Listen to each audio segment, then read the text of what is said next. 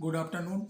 मैं रामोद Singh, legal adviser SLA, आज आपके बीच में इंश्योरेंस बिजनेस और कंज्यूमर लॉस के साथ क्या लिंक बनता है, क्या रिलेशन बनता है, उस पर डिस्कशन करते हैं।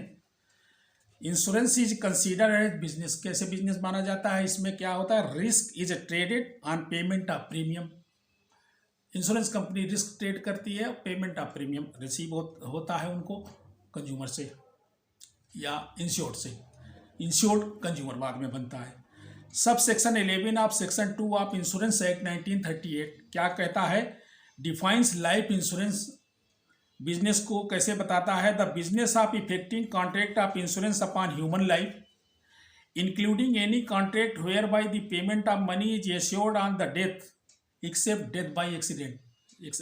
जो एक्सीडेंटल डेथ है उनको छोड़ करके, or the happening of any contingency dependent on human life और any contract which is subject to payment of premium for a term dependent on human life. जो ह्यूमन लाइफ पे डिपेंडेंट है, term depend premium of term है ना उसमें, and shall be deemed to include, वो include किए जाते हैं किसी भी तरह के जो ह्यूमन लाइफ के लिए हैं, जहाँ पे payment of premium for a term है वो ह्यूमन लाइफ पे डिपेंडेंट करके। The granting of disability and double triple indemnity accident benefits if so provided in the contract of insurance. एक, the granting of annuities upon human life. दो, the granting of superannuation allowances and annuities payable out of any fund applicable solely to relief and maintenance of persons engaged और who have been engaged in any particular profession, trade, employment. उसके बाद क्या है? Are dependent. कौन है? Dependent of such persons, जो those who are employed. Sub section 6B of the section 2 of insurance act defines general insurance. अभी life insurance के विषय में आपने समझा, जनरल इंश्योरेंस में समझते हैं। इसमें फायर, मरीन, मिसलेनियस बिजनेस के रूप में है, इंश्योरेंस बिजनेस है। शुरुआती दौर में यही थे, अभी तो बहुत सेगमेंटेशन हो गया है, मिसलेनियस में ही सारे निकल करके बाहर आ गए, बहुत ज़्यादा कवरेज आ गए हैं। Whether carried on singly or combination with one or more of them, 1, 2, 3, 4 जो भी उनके साथ इंक्लूड कर लिए गए हैं वो भी। Sub section 6A of section 2 defines fire insurance. पहले फायर इंश्योरेंस पे आते हैं। फायर इंश्योरेंस क्या है? The business of effecting otherwise than incidentally to some other class of insurance business contract of insurance against loss or by accidental to fire। accidental to fire समझते चलिए।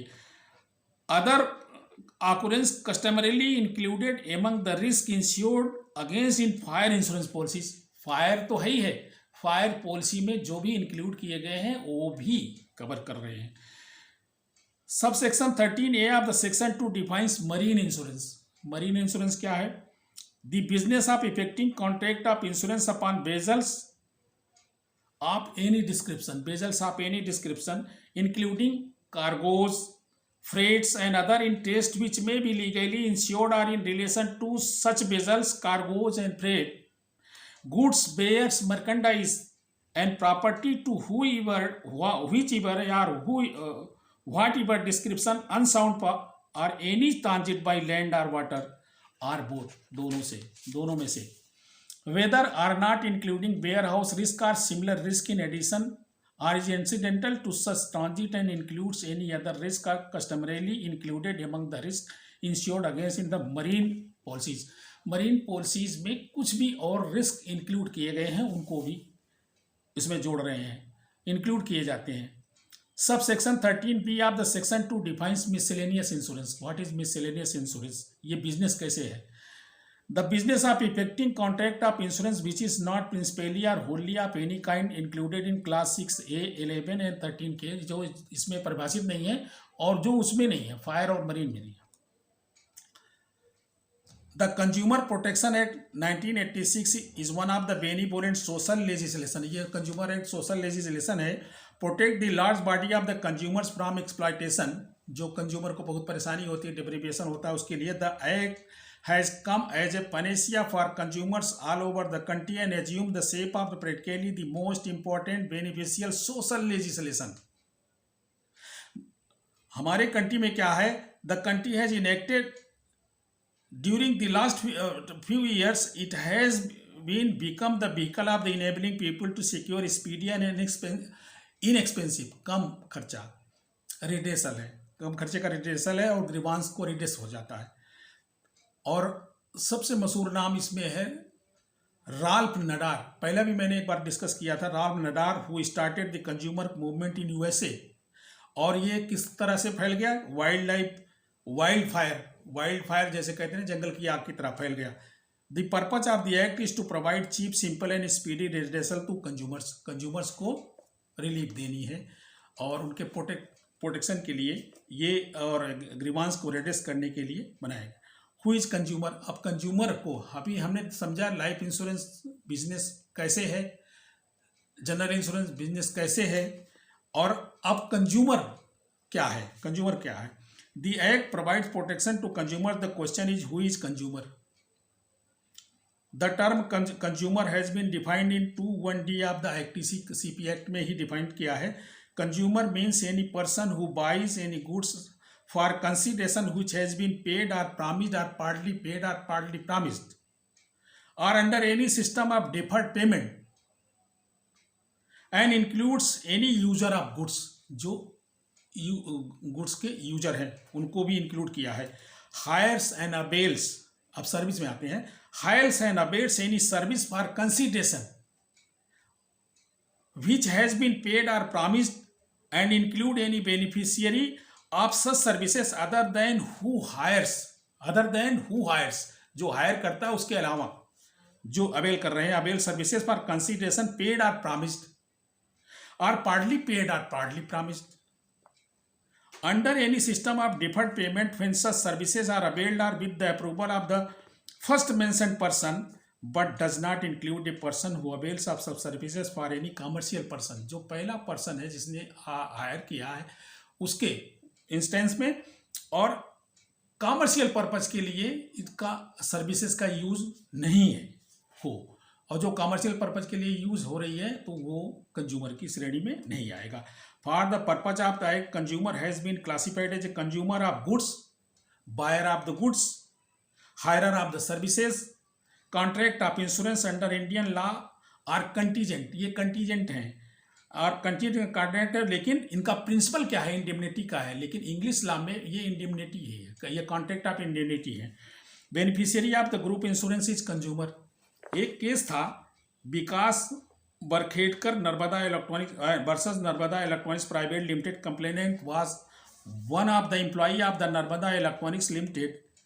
This concern were covered by the group insurance of the respondent, जो company थी उससे cover किए थे, और ये complainant he met with an accident and lost a claim but he was not paid in full.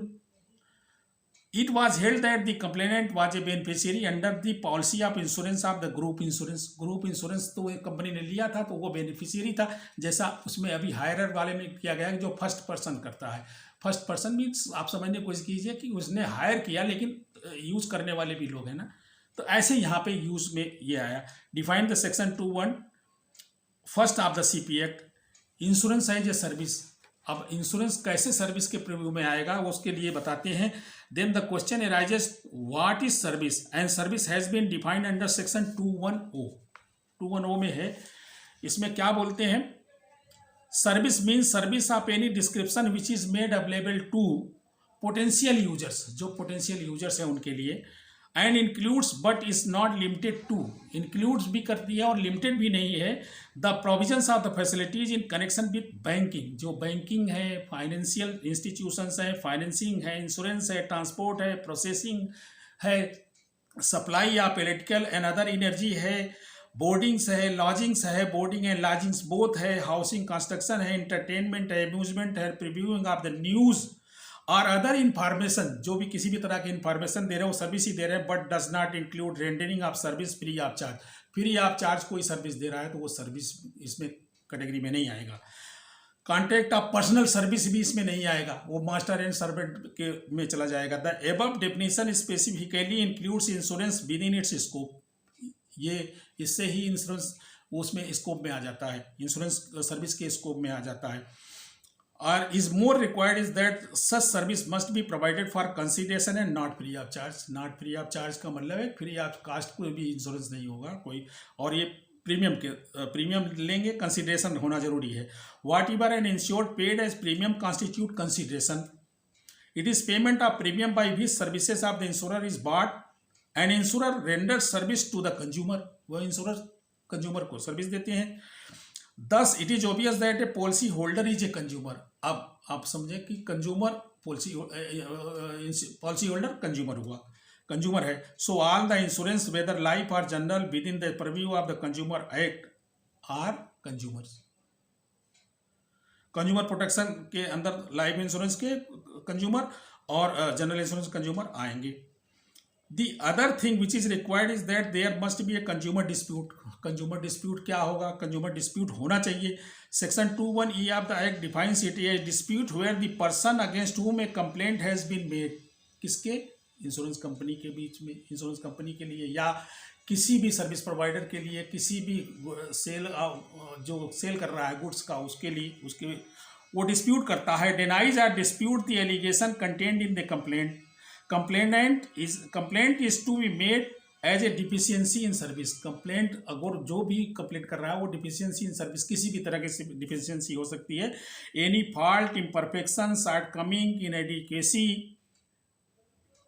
in the quality, nature and manner of services and performance which is required to be maintained by or any other law for the time being in force or has been undertaken to be performed by the person in pursuance of a contract, जो contract के pursuance में करेगा। otherwise in relation to any service, और किसी service के relation में। it is to be borne in mind that to be serviced under the purview of the CP Act, it is necessary that it should not be given A free of charge. Free of charge तो होना नहीं है, free of charge को नहीं है। और under a contract of service, contract of service का मतलब एम्प्लॉयमेंट का मतलब ये मास्टर एंड सर्वेंट रिलेशन, वो नहीं होना चाहिए।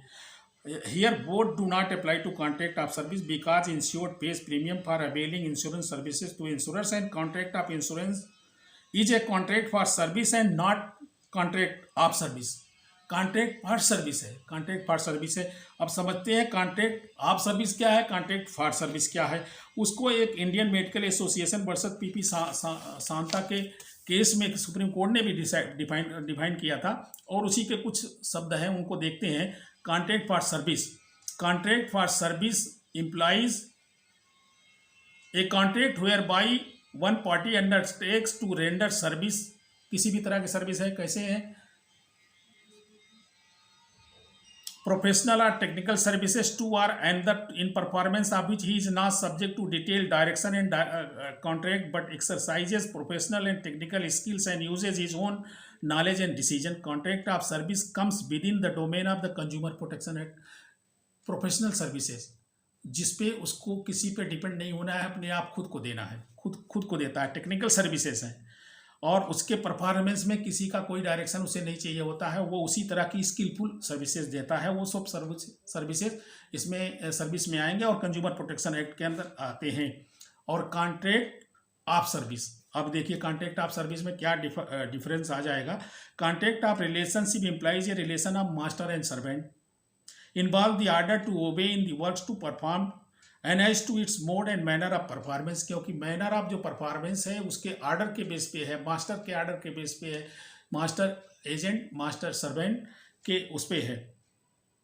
The master and servant between there insurer and insured, it is so purely contract of service. Thus contract of insurance is very well within the domain of the consumer protection act 1986, उसके अंदर protect हो रहा है। The term service under section 21O includes service, it may be a life or general which may be respectively conducted by LIC and GIC since their business in service, so they are amenable before consumer forum policy holders and beneficiaries under the policies are consumers within the meaning of Consumer Protection Act। LIC के GIC के जो भी insured है वो consumer protection act के अंदर अपनी complaint grievance डाल सकती हैं, दे सकती हैं, उसमें आते हैं और बहुत केस हैं। और उसमें आगे के वीडियो में हम समझेंगे कि क्या डिफेक्ट्स होते हैं। जैसे सेल ऑफ गुड्स का है तो उसमें इस डिफेक्ट्स को परिभाषित करना, सर्विसेज की डिफिशियंसी अभी बहुत ढंग से हमने नहीं बताया, उसको आगे में बताएंगे। इन्हीं शब्दों के साथ मैं समझता हूँ कि काफ़ी कुछ नॉलेज पर डिस्कशन हुआ है और मुझे लगता है कि कुछ न कुछ तो एडाप्ट लोग करेंगे या समझेंगे, समझ लेंगे। और इन्हीं शब्दों के साथ मैं विदा लूँगा। और लाइक करें, सब्सक्राइब करें, शेयर करें, आगे बढ़ाएं। Thank you very much.